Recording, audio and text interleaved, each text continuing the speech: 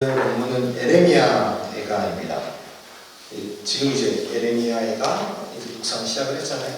사실 아직 3장 19절에서 26절까지 가진 않았고 2장 정도 들어갔는데 이렇게 따져보니까 저만 에레미야애가를 설교하고 끝날 것 같아요. 다음 주에는 목사님, 변화버님이 하시고 그 다음에는 이제 디모데로 넘어가더라고요. 디모데 전서였던 것 같아요. 저는 봤더니만 넘어가더라고요. 그래가지고 가장 핵심되는 저를 찾아서 그냥 에레미야애가를 하는 게 편하겠다 라는 생각으로 1장을 하고 하다가 3장으로 넘어서 이번 주 중에 있을 본문을 가져갑니다. 그런데 전반적으로 그냥 에레미야애가에 대해서 어차피 다 아시는 것들이고 해가지고요, 좀 이렇게 같이 나눴으면 하는 마음으로 준비를 했습니다. 예레미야, 그 다음에 열왕기하, 에레미야, 애가가 서로 연결되어 있다는 것은 너무나 잘 아실 거예요. 저희가 7월달부터 에레미야를 묵상을 했었고요. 그러고 나서 8, 9월달에 열왕기하를 묵상을 하고 에레미야, 애가로 이렇게 넘어갔습니다. 이 전반적인 맥락을 딱 보면 그냥 이해가 될 수밖에 없는, 그러고 이 성서 유니온에서 일부러 계획을 했구나, 알아가면 알아갈수록 이렇게 정보들을 보게 되는구나, 마치 큰 그림을 그려놓고 매일매일의 큐티의 묵상들이 한 점을 이렇게 찍어나가는, 붓터치를 한 번씩 해나가는 그런 느낌이었어요. 마지막까지 이렇게 보면서 에레미야 애가를 통해가지고 예레미야가 얘기하고 그 다음 열왕기에서 나왔던 그 역사적인 사건들과 예언되었던 내용들이 결국엔 어떻게 보여지는지, 그리고 어떻게 성취되는지에 대한 부분을 한 4개월에 걸쳐가지고 7, 8, 9, 10이잖아요. 4개월에 걸쳐가지고 이 큰 그림을 완성해 나가는 그런 느낌이 좀 들었습니다. 이스라엘 멸망을 바라보면서 성취된 하나님의 말씀을 돌아보며 슬퍼하고 비탄하는 그런 시가 에레미야 애가입니다. 우리는 4개월 동안 그것을 계속 봐왔었고요. 보면서 다시 한번 이렇게 좀 돌아가 봤더니만 이 에레미야 애가가 쓰여졌던 때가 사실은 이제 유다가 멸망을 하고 그 다음부터 70년간의 그 고난의 시간, 포로로 끌려갔던 그 시간을 사실은 어디서는 돌아오기 직전까지 해가지고 썼던 시가서들이다 하는 얘기도 있고요. 시들이다. 그리고 어떤 분들은 에레미야가 했다라고도 하지만 조금 애매하다고 해요. 근데 그냥 예레미야가 했다고 봐도 무방을 하고, 또한 예레미야가 했던 예언들을 보고 그것을 알았던 사람들이 살아가면서 그거에 관련해서 시를 썼다고 해도 전혀 무방한 것 같아요. 그런데 가만히 이렇게 들여다보니까 오히려 예레미야가 이 글을 쓴 것보다 예레미야의 예언을, 그리고 하나님의 대화했던 그것을 들었던 사람들이 정말로 이것이 일어났구나 하면서 썼다고 한다면 훨씬 더 저에게 크게 더 다가오지 않을까라는 생각을 좀 하게 됐어요. 아무튼 누가 썼는지에 대한 부분은 확실치 않은데 그냥 일반적으로는 예레미야가 썼다라고 이렇게 넘어가더라고요. 이렇게 한번 보면서 보니까 열왕기하 25장과 그 다음에 예레미야 52장이 같다는 거 아시죠? 열왕기하 25장 1절은 이렇게 시작합니다. 시드기야 시드기야 9년 열째 날 10일에 바벨론 왕 느부갓네살이 그의 모든 군대를 거느리고 예루살렘을 치러 올라와서 그 성에 대하여 진을 치고 주위에 토성을 쌓으며. 근데 예레미야 52장 4절에 이 말씀이 똑같이 나와요. 시드기야 제9년 열째 달 열째 날에 이러면서 완전히 똑같이 나옵니다. 단어가 아니라 그 들어가는 의자 이런 거 하나 정도만 틀리고. 그리고 예레미야 마지막 절인 52장 34절에는 그가 날마다 쓸 것을 바벨론 왕에게서 받는 정령이 있었고 죽는 날까지 곧 종신토록 받았더라 라고 하면서 예레미야가 마무리가 되는데, 열왕기하도 마지막으로 똑같이 그가 쓸 것은 날마다 왕에게서 받은 양이 있어서 종신토록 끊이지 아니하더라 라고 하면서 두 개의 같은 사건을 종료시키는 예레미야와 열왕기하의 그런 기록을 보게 됩니다. 예레미야서의 마지막 장인 52장에서 바벨론은 예루살렘을 철저히 파괴하고 그리고 성전을 불태웁니다. 또한 유다 백성을 살해하고 포로로 끌고 갑니다. 이렇게 유다는 멸망을 하고 맙니다. 그리고 에레미야 애가는 바로 이때 기록되었다고 우리는 보고 있습니다. 성경의 순수를 통해서 우리는 에레미야 애가라는 그 제목만으로도 그 내용이 무엇인지 쉽게 짐작할 수가 있을 겁니다. 예레미야는 예레미야 애가는 예루살렘 성과 성전이 파괴되던 유다 멸망의 날에 있었던 잔인하고 고통스러운 기억을 담고 있는 탄식시의 모음입니다. 이 예레미야 애가를 딱 묵상하면서, 앞에 것들을 묵상하면서 저한테는 이런 질문을 좀 던져봤어요. 나는 잘 살고 있는가? 그 예수님 한 분만으로 만족할 수 있는가? 세상 모든 풍파도 두렵지 않은가? 여호와는 의로우신가? 성령 충만한가? 즉 주님이 내 안에 살아계신가? 라는 질문들을 묵상을 하고 설교 준비하면서 또 다시 한번 던져보는 시간이었습니다. 충만이라는 말은 그냥 알잖아요.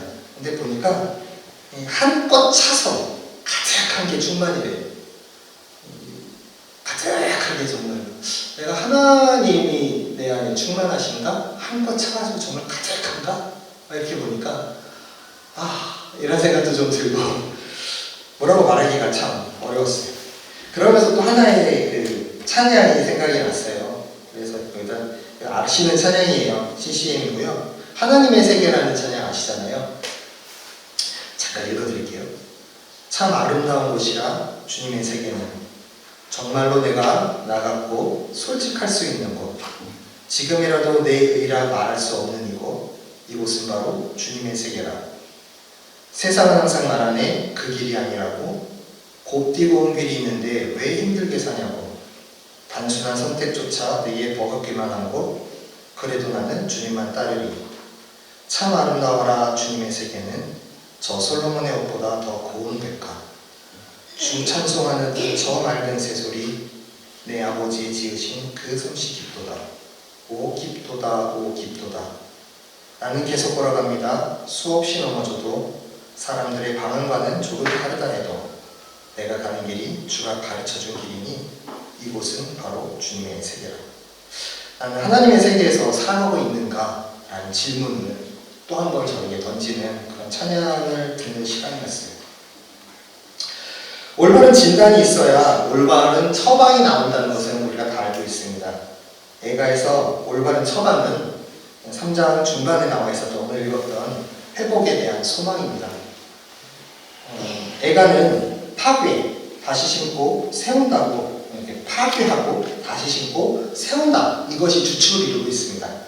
하나님의 파괴는 새로운 집을 짓기 위한 전조 작업입니다. 당장의 삶이 아닌 하나님의 약속과 언약을 붙잡고 살아야 한다고 예레미야에게는 얘기를 합니다.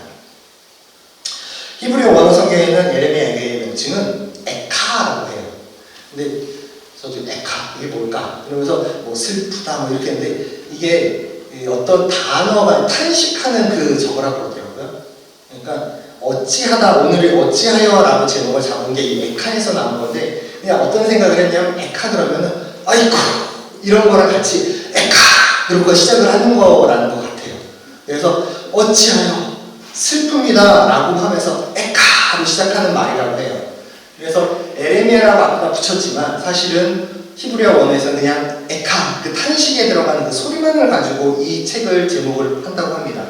근데 성경의 히브리어 제목들을 그래가지고 궁금해서 좀 찾아봤어요. 이 히브리어 원어에 나와 있는 성경들은, 언어의 제목은 그 앞자가 대부분 다 성경의 제목이라고 하더라고요. 창세기는 그래서 베레시트라는 히브리어를 쓴다고 해요. 이 베레시트가 태초에라는 뜻을 가지고 있다고 합니다. 출애굽기는 슈모트, 이게 이름들이라는 뜻을 갖고 있고요. 레위기는 바이크라, 그래서 부르다, 소환하다 라는 뜻이 있고요. 민수기는 바미드바르, 그래서 광야에서라는 뜻으로 시작한다고 합니다. 그리고 신명기는 드바림, 그래서 말씀들이라고 해가지고 시작하는 그 첫 단어들을 가지고 성경의 이름을 그냥 붙인다고 해요. 애가는 그래서 에카, 슬프다, 어찌하여 라고 하면서 시작되는 그런 성경이라고 합니다. 다들 아시다시피 1장에서 4장까지는 답관체 시입니다. 답관체 시 제일 유명한 게 어디죠? 시편에 있죠. 제일 긴 거 119편. 여기서 22절까지 22절 있잖아요. 1장, 2장, 3장 빼고 4장, 5장에 22절까지 있는데 5장은 답관체는 아니고 기도시라고 하고요. 1장, 2장, 4장은 22절에서 알파벳 해가지고 22개의 알파벳을 가지고 22절로 한 거고, 3장은 그것의 3배, 그래서 66절로 된 건데 시편 119편은 8절로 해가지고 몇 절이야 그러면? 176절. 그래서 가장 긴 답관체 시가 시편 119편이고 성경에서 가장 긴 장으로도 되어 있는 거죠. 이 답관체 시는 쓰는 사람의 의도가 있다고 합니다. 그리고 그것을 쓰기 위해서 굉장히 집중을 한다고 해요. 마치 생일날 우리 옥토님께서 삼행시를 하듯이 딱 하시죠. 근데 답관체 시를 쓰는 이유 중에 하나는 외우기 쉬워서 딱 그 글자가 나오면 생각이 나는 거예요. 마치 누구의 이름이 나오면 김석환 하면서 삼행시를 써주셨어. 그러면 그 기억이 갑자기 떠오르는 것처럼 답관체로 하게 되면은 알파벳에 하나가 딱 나오는 순간, A가 나오는 순간 외우고 싶게 하려고 하는 거. 그 다음에 그것을 보면서 그것을 더 쉽게 알아듣게 하려고 하는 그런 의도가 있다고 합니다. 얼마 전에 수요일날 우리 시조 썼잖아요. 시조는 사실은 운율이 정확하게 있죠. 3443, 3543 해가지고 약간의 변형된 것들이 있지만 그래서 기본 운율로 해가지고 그것을 옛날에 배웠었잖아요. 그거랑 똑같이 그 운율로 우리가 외웠었잖아요. 하면서 그러면서 이것은 보면 시조야. 알아. 그럼 했던 것처럼 답관체 시는 이것을 사람들이 알고 익히고 쉽게 이해하고 그것이 기억에 남게 하려고 일부러 했다고 해요. 그리고 예레미야 애가는 1장, 2장, 3장, 4장, 5장 이렇게 되어 있는 것 중에서 3장이 가장 중요하다고 합니다. A, B, A라는 구조를 가지고 있어서 B를 가장 강조하기 위해서 1장, 2장보다 3장을 더 많이 썼고 3장을 중심부에 두고 그것을 먼저 보고 거기에 대한 해석을 올바르게 하는 것이 가장 중요하다고 얘기를 하더라고요. 그래서 3장에 내어 있는 내용 중에 가장 중요한 부분 중에 하나가 오늘 저희가 본문으로 책했던 저희가 외우고 있는 그 말씀입니다. 즉 고통의 깊이를 다 알려주고 그 모든 것들에 대해서 탄식과 비탄과 이런 것들을 계속 가져오지만 가장 중요한 것은 무엇이다? 소망을 갖고 있다. 희망이 있다. 하나님께서 그렇게 이루실 것이다. 라는 부분들을 보여주려고 한다는 것이죠. 그 정중앙에 있는 그 말씀을 잠깐 띄워주시겠어요? 네, 아까 본문입니다. 19절부터 23절까지만 다시 한번 같이 읽어볼게요. 시작. 내 무초와 쟁한 곳 숲과 물들을 기억하소서. 내 마음이 그것을 기억하고 내가 낙심이 되었다. 이것을 내가 내 마음에 담아두었더니 그것이 여호와 나의 소망이 되었사오는 여호와의 인자와 우리 무궁하심으로 우리가 정결되지 아니하니이다. 이것들이 아침마다 새로우니 주의 성실하심이 그리스도시로다. 예레미야가 그토록 고통을 기억하는 이유가 무엇인지 아시겠나요? 과거에 매여 현실을 비관하는 것이 그것이 결코 아닙니다. 1장 2성에서는 그렇게 보이거든요. 너무나 슬프다라고 시작하잖아요. 액하로 시작합니다. 슬프다 하면서 이것을 다른 말로 하면 어찌하여 하나님 하면서 시작하는 거예요. 어찌하여 라고 하면서 1장 2절에 시작을 합니다. 그러면서 이제 3장에 와가지고 이런 말씀을 또 하는 거죠. 오히려 과거를 기억하는 것을 통해 우리 죄에도 불구하고 하나님이 진멸하시지 않고 지금도 기다리신다라는, 또 지금 여기 계시다는 소망과 감사, 그런 하나님을 찾기 위한 것이 바로 여기에 나와 있습니다. 예레미야는 그러고 나서 이렇게 고백합니다. 24절부터 26절입니다. 시작. 내 심령에 이르기를 여호와는 나의 기업이시니 그러므로 내가 그를 바라리라 하도다. 기다리는 자들에게나 구하는 영혼들에게 여호와는 선하시도다. 사람이 여호와의 구원을 바라고 잠잠히 기다리니 좋다. 이전까지 나오던 1장, 2장에서 그 다음 뒤에도 나오지만 그거랑은 좀 다른 거예요. 기다림이 좋고 하나님께서 선하십니다 라는 부분을 계속 얘기를 하고 있는 거죠. 사실 예레미야 애가서를 저희가 잘 읽지 않는 것 같아요. 많이 읽지 않고. 그렇죠. 그냥 우리가 아는 것은 아까 여기 있는 23, 24절 이 정도 되는 그것만 딱 생각을 하잖아요. 그거는 우리가 낭송을 하고 있었고. 근데 예레미야 애가서가 굉장히 시문학적으로, 그 다음에 내용적으로, 그 다음에 이스라엘의 마지막 멸망하기 직전에, 그 다음에 회복하기 직전까지의 역사에 그것을 너무나 담고 있다는 것을 보니까 우리가 이렇게 그냥 소홀하게 대해야 될 그런 성경이 아니다라는 생각이 되게 많이 들었어요. 그리고 고통하고 애통하니까 이것이 너무 슬퍼서 이렇게 나온 자녀가 죽고 창자가 터지고 과부가 되고 이런 얘기 많이 나오잖아요. 계속 1장부터 2장에서.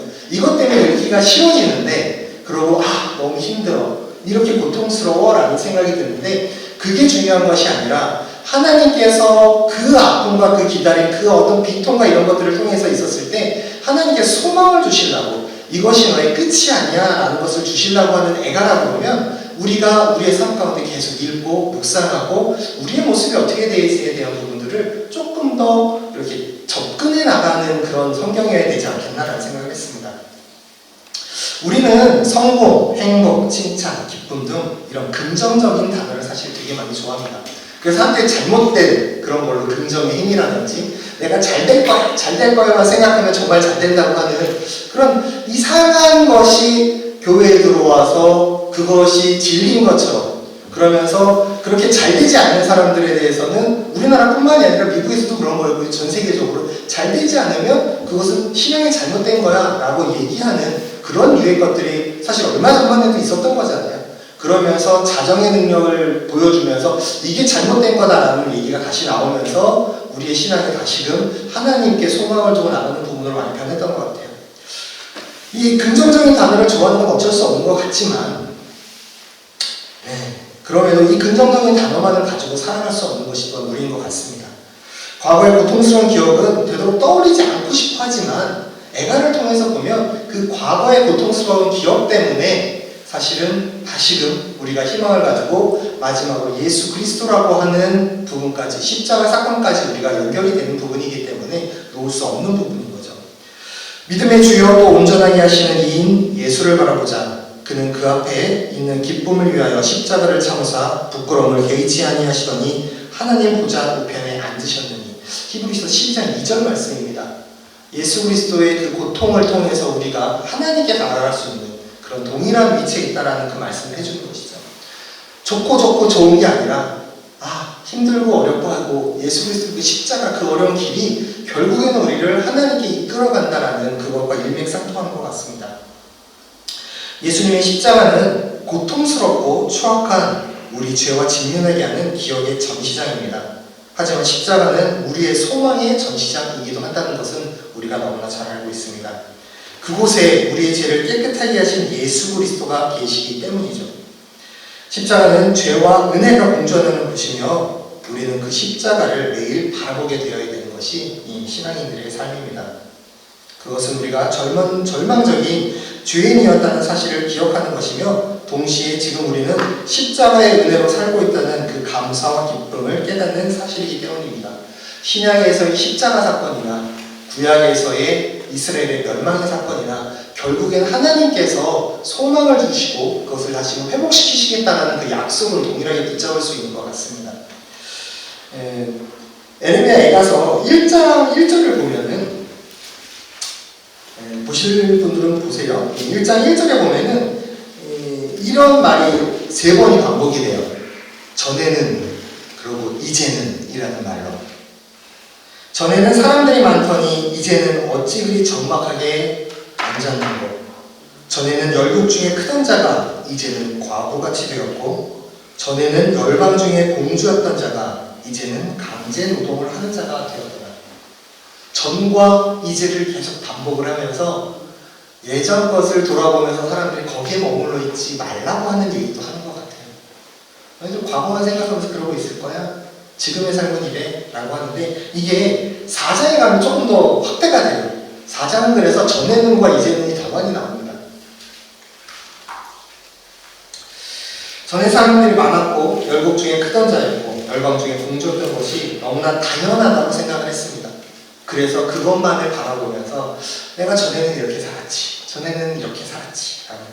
그러고는 이제는 적막하고 과부 같고 강제 노동을 하는 것이 지금에 와서, 그렇게 된 지금에 와서 정말 그 전이 정말 좋았다, 그 전이 정말 좋았다 라고 사람들은 얘기할지 모르지만 그게 은혜였구나, 그게 행복이었구나 라고 얘기할지 모르지만 그것이 있었기 때문에 지금 하면서 그것을 다시 바라보면서 예전으로 돌아가는 것, 그 전보다 훨씬 더 좋은 삶을 살게 되는 것을 바라보는 마음을 갖게 되는 것이죠. 예전 것을 당연하게 생각하면 우리는 그 예전 것만을 바라볼 거예요. 그러면 지금 없는 것 때문에 후회하면서 내가 이렇게 살았으면 좋겠다. 예전에 이랬는데, 만약에 예전에 아직도 우리 마음에 예전엔 이랬는데 이런 게 있다 그러면 지금의 삶이 별로 안 좋다는 얘기겠죠. 예전 것이 생각이 안 난다 그러면 지금의 삶이 굉장히 좋다는 얘기인 거고요. 근데 사실 세상에 당연한 것은 없다고 해요. 예전이 좋았건 지금이 좋았건 그것을 당연하게 생각하는 순간 우리는 큰 실수를 범한다고 합니다. 지금 있는 것들이 당연한 게 아니라는 거죠.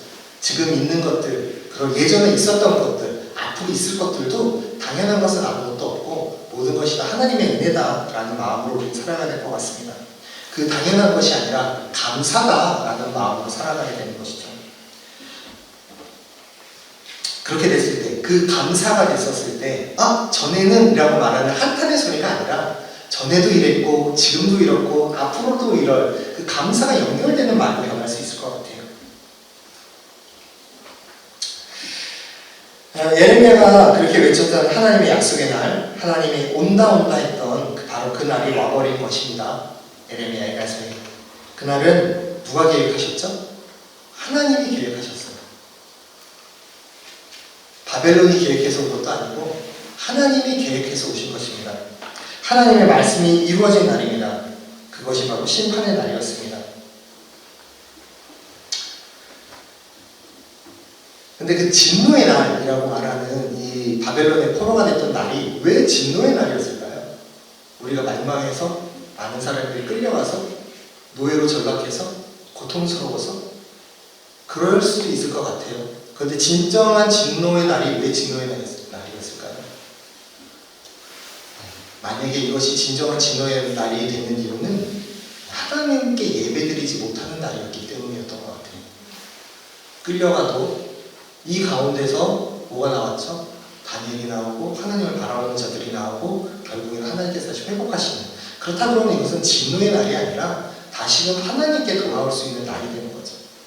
우리가 정말 우리에게 있어가지고 진노의 날이 된다는 건 내가 고통스럽고 내가 아프고 내가 어떻게 보면 너무 힘들고 내가 궁핍해지고 이런 것이 하나님의 진노의 날이 아니라 우리 잘 알고 있잖아요. 우리가 예배할 수 없게 되는 날. 그 예배란 것은 지금 이 시간이 아니잖아요. 이 시간만이 아니라 내가 평상시에, 내가 평소에 하나님을 만날 수 없게 되는 그날. 그날이 우리들에게는 진노의 날일 겁니다. 그렇다면 이 진노의 날이 오지 않기 위해서 힘들고 어떤 어려움들이 오더라도 그것은 진노의 날이 아닌 거예요. 우리한테 말하는 날이 아닌 거예요. 예배만 드릴 수 있고 내가 아무리 어려운 환경이 있더라도 하나님과 동행할 수 있고 하나님의 말씀을 묵상만 할 수 있다고 그러면 그날은 우리한테 말한 날이 아니라는 거죠. 아무리 힘들어도. 에레미야 애가가 마치 멸망의 날, 진노의 날을 표현한 것 같지만 이 희망에 대해서, 소망에 대해서 얘기함으로 인해 가지고 그것이 완벽한 진노가 아니라 결국엔 하나님께 나갈 수 있게 되는 계기를 만들고 그것을 다시 돌아보게 하는 그런 성경이라고 생각을 하게 됩니다.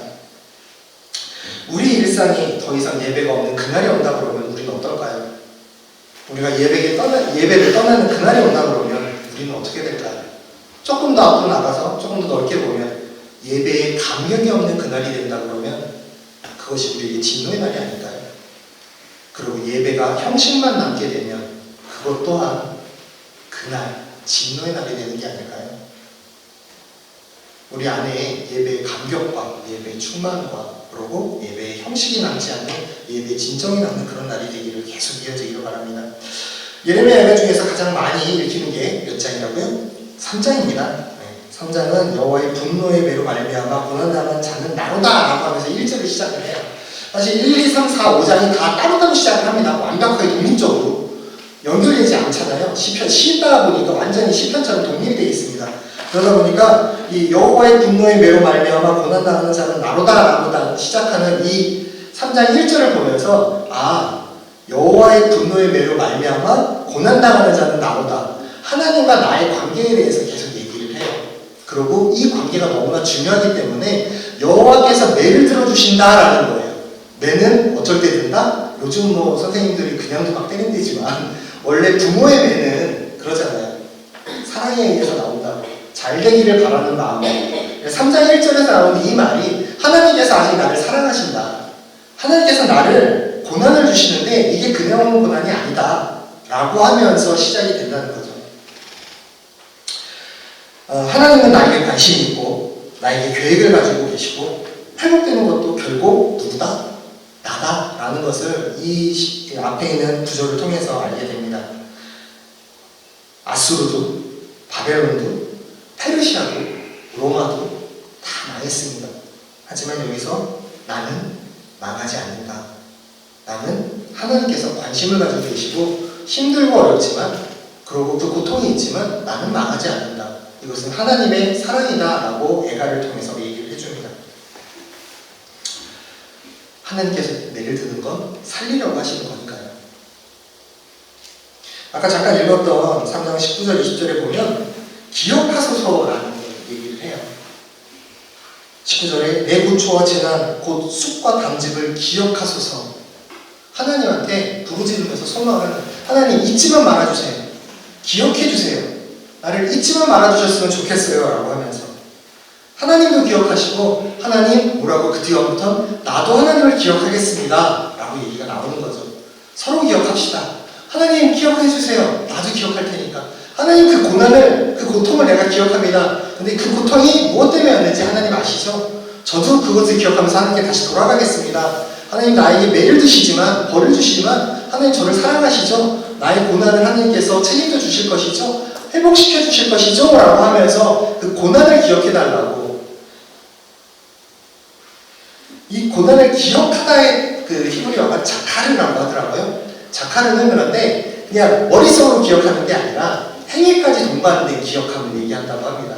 그래서 하나님도 기억하시고 나도 기억하는 그런 그 3장에 대한 얘기를 계속하는 것이죠. 기억하는 것이 뭐의 시작이다? 구원의 시작이다 라고 얘기를 하더라고요. 그래서 3장 21절에 이것을 내가 내 마음에 담아두었나니 내가 기억한다는 얘기잖아요. 그것이 오히려 나의 소망이 되었사오는 이라고 하고 나옵니다.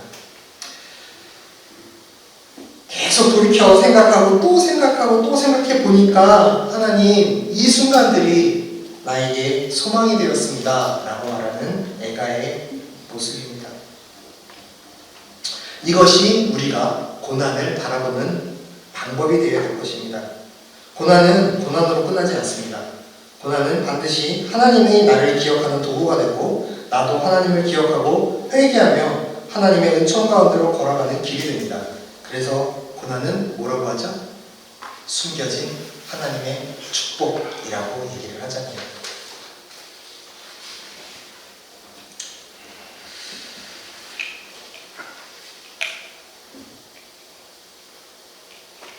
이스라엘과 같은 일이 생기지 않아서 우리는 그렇게 편안하게 살고 있나요? 지금 현 시대를 보면 참 어려운 것 같아요. 그리고 아까 잠깐 말씀드렸던 예배의 감격과 예배의 형식만이 남아있고 감격은 사라져 형식만이 남아있는 그런 세대인 것 같아요. 하나님께서 진정 바라시는 건 무엇인지 우리가 더 한 번씩 고민해보고 내 스스로가 그렇게 만들어져가는 손님들이 오시면 그런 얘기를 해요. 얘기를 하다가 큰 교회 좋고 다 좋은데 우리가 공동체로 살아가는 이유는 내가 하나님께 바로 서고 내가 선 것이 우리 가정이 하나님께 바로 서고 이 가정이 바로 서서 또한 우리 몇 명이 모인 이 공동체가 바로 서는 것이 하나님께서 가장 중요한 것이라고 생각하기 때문에 내가 하나님께 바로 서는 것부터가 시작되는 것이 신앙의 기본이라고 생각한다고. 그래서 더 나한테 하나님과 깊은 교제가 있게 하려고 더 노력을 한다라는 그런 얘기를 하거든요. 서로가 모여서 힘이 되고 응원을 해주고 힘들 때 붙잡아주고 하는 시간들이 되는 것이 우리 공동체의 삶인 것 같습니다. 우리의 에카가 분명히 있겠죠. 우리도 살다 보면 에카 하면서 아이고 어찌하여 뭐 이런 소리가 나올 수 있는 사람들이 있을 거예요. 분명히 없지는 않을 겁니다.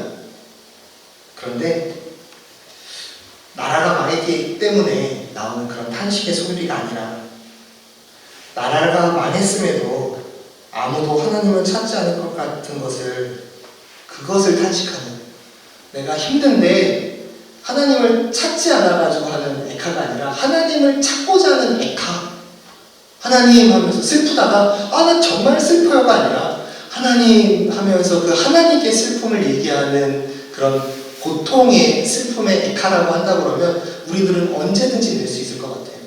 그런데 나의 고통만이 너무 힘들어서 다른 것은 보이지 않습니다 라고 하면서 고통의 신음소리라고 그러면 우리 내지 말아야 되겠죠. 하나님께 이 고통의 신음소리를 내면서 하나님께서 회복해 주실 것을 그 소망을 가지고 나가는 그런 우리의 믿음의 삶이 되었으면 좋겠습니다.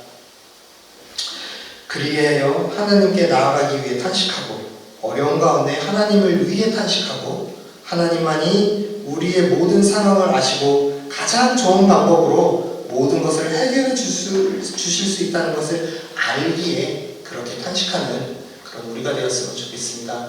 어찌하여 하나님 나를 버리셨나이까? 라고 말하는 것이 사실 버리지 않았음에도 그것을 알기 때문에 라고 하는 그런 표현이잖아요. 왜 할 줄 아니까? 그러면서 그것이 너무 힘들지만 결국에 하나님께서 이끌어 가실 그 길을 알기에 그 탄식하면서 쫓아가셨던 어떻게 그 예수 그리스도의 마지막 그 신음소리도 결국에는 하나님과 함께 할 수 있는 그런 신음소리였던 것 같아요. 우리의 신음도 우리의 고통도 우리가 그렇게 힘들어하는 것도 하나님께 가는 하나님을 바라보는 하나님과 동행하는 그런 시간이 되었으면 좋겠습니다.